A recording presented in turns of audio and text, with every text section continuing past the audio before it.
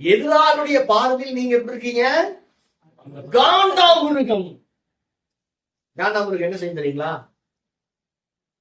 Moses சொல்றாரு பாருங்க, காண்டாமிருகத்துடைய கணத்தை பத்தி என்ன சொல்றாரு பாருங்க. 33ஆம் அதிகாரத்துல உபாகமம் யோசேப்பை குறித்து சொல்லும் போது அவர் சொல்றாரு 33:17. அவன் அலங்காரம் அவன் தலையீற்று காளையினுடைய அலங்காரத்தை போலவும் அவன் கொம்புகள் காண்டாமிருகத்தின் கொம்புகளை காண்டாமிருகத்தின் கொம்பை போலவும் அவைகளாலே ஜனங்களை ஏகமாய் தேசத்தின் கடையாந்தரங்கள் மட்டும் முட்டி துரத்துவான். எப்ராஹிமின் 1000ங்களுமானவைகள் என்றார். அல்லேலூயா.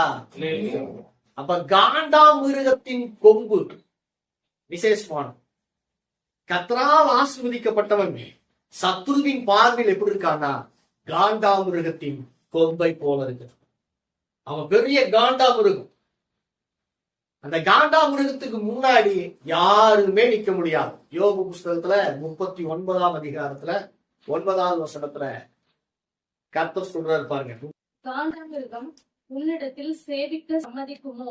கர்த்தர் சொல்றாரு பாருங்க, காண்டாமிருகம் உன்னிடத்துல சேவிக்கிறதுக்கு சம்மதிக்குமா?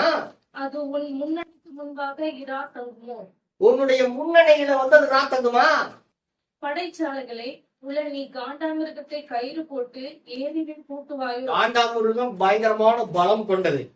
அது பலம் கொண்டது அப்படிங்கறதுனால ஏரோட்டுறதுக்கு அது உங்களை பயன்படுத்த முடியுமா? நீங்க அது உனக்கு சம்மதிக்குமா?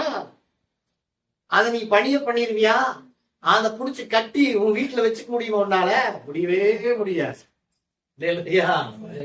ஏன்னா அதனாலதான் கத்த சொல்லாது, காண்டாமிருகம் அவனுடைய எதிரிகளால் அடங்கப்படாது.